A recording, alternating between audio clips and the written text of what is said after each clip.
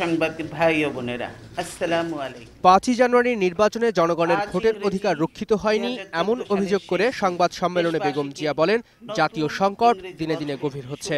জাতিসংঘ সহ আন্তর্জাতিক মহল সকল দলের অংশগ্রহণে গ্রহণযোগ্য একটি ইনক্লুসিভ নির্বাচনের ব্যাপারে আলাপ আলোচনার আহ্বান জানিয়ে আসছে।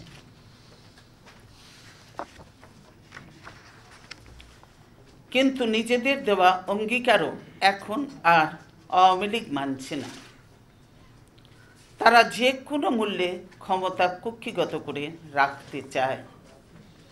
তারা বলছে এই নির্বাচনের মধ্য দিয়ে নাকি গণতন্ত্র ও সংবিধান রক্ষা পেয়েছে।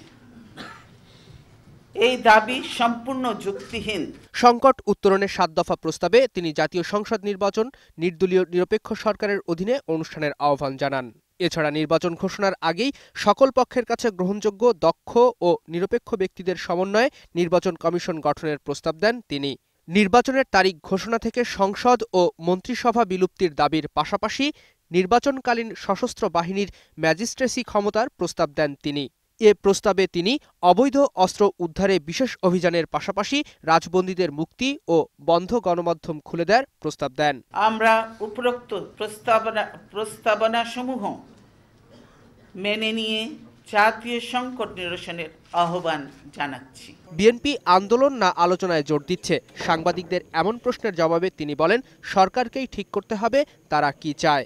যারা ক্ষমতায় আছে জোর করেই আছে, কিন্তু তাদের সঙ্গে তো আলোচনা করে আমরা তো চাচ্ছি যে শান্তিপূর্ণভাবে একটা সমাধান, শান্তিপূর্ণ আলাপ আলোচনার মাধ্যমে। ৫ই জানুয়ারি গণতন্ত্র হত্যা দিবস হিসেবে পালনের আহ্বান জানিয়ে বেগম জিয়া ধারাবাহিকভাবে কর্মসূচি দেওয়ার কথা জানান। গণতন্ত্র হত্যার বিরুদ্ধে জনমত গঠনের লক্ষ্যে ওই দিন সারা দেশে সভা সমাবেশ ও কালো পতাকা বিক্ষোভ মিছিল অনুষ্ঠিত হবে। এ উপলক্ষে ঢাকায় আমরা একটি কেন্দ্রীয় সমাবেশ করতে চেয়েছি। আশা করি আমাদেরকে শান্তিপূর্ণভাবে সমাবেশ করতে দেয়া হবে। সকল রাজনৈতিক দলকে মতপার্থক্যের ঊর্ধ্বে উঠে আন্দোলনে ঝাঁপিয়ে পড়ার আহ্বান জানান বেগম জিয়া। নতুন সূর্য। আমি আপনাদেরকে জাহিদ জন, ২১ টেলিভিশন, ঢাকা। আজ ইংরেজি ২০১৪ সালের শেষ দিন।